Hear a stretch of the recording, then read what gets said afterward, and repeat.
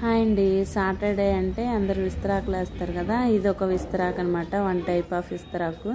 నేనైతే చిన్నప్పుడు మా నాయనమ్మ అయితే ఈ ముగ్గు ఇట్లానే వేసేది.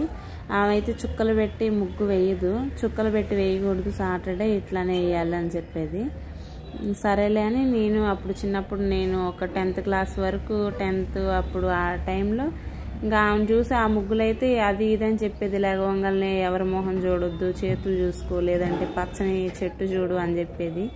నిజంగా పెద్దవాళ్ళు ఉంటే చాలా మంచిదండి. వాళ్ళు మనకు తెలియని తెలిసేలా చెప్తారు. ఇంకోటి ఏదో చెప్పేది, చెప్పులు బోళ్ళ పడకూడదు, తగాదలు అవుతాయి అని. కానీ ఇప్పుడు ఎవరన్నా అట్లా చెప్తే నమ్ముతారా? భలే చెప్పావులేమ్మ ఊరుకో అంటారు. కానీ అప్పుడు వాళ్ళు చెప్పిన ఇంకా ఇప్పుడు చేయకుండా ఉందామన్నా ఉండలేము. ఎక్కడన్నా ఇంట్లో చెప్పు బోర్ల పడిందంటే గబాని వెళ్ళి తీస్తాం, ఎందుకు అనవసరంగా లేనిపోని తగాదులని. వాళ్ళు చెప్పిన అంత మనసులో నాటుకుపోతాయి అంతే. అవి ఇంకా మారవు. కొంత టైం పడుతుంది. మార్చుకోవాల్సిన అవసరం ఏముందిలేండి. చెప్పులు అట్లా బోర్లబడి ఉంటే అంత అనీజీగా ఉంటుంది కదా, అట్లా నీట్గా పక్కన పెట్టుకుంటే నీట్గా ఉంటాయి కదా, దాంట్లో ఏమంత ఇది లేదులే. మా నాయనమ్మ అయితే చిన్నప్పుడు అన్నీ చెప్పేదండి. పాపం మా నాయనమ్మ మేము ఇంటర్ చదివేటప్పుడే చనిపోయింది. ఆ ఉంటే నాకు ఇంకా చాలా హెల్ప్ అయ్యేది అనిపిస్తుంది. అన్నీ బాగా చెప్తుంది.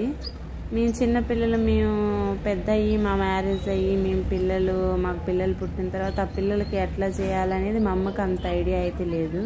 అదే పెద్దవాళ్ళు ఉంటే అన్నీ చెప్తూ ఉండేవాళ్ళు. ఈరోజు ముగ్గు అయితే ఇలా ఉంది. నచ్చితే ఒక లైక్ చేయండి. ఇంకా టిఫిన్ అయితే ఈరోజు దోశలు వేశాను.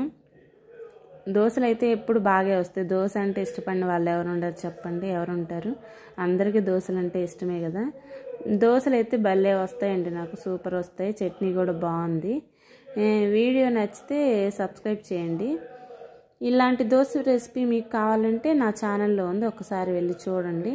నిజంగా చాలా చాలా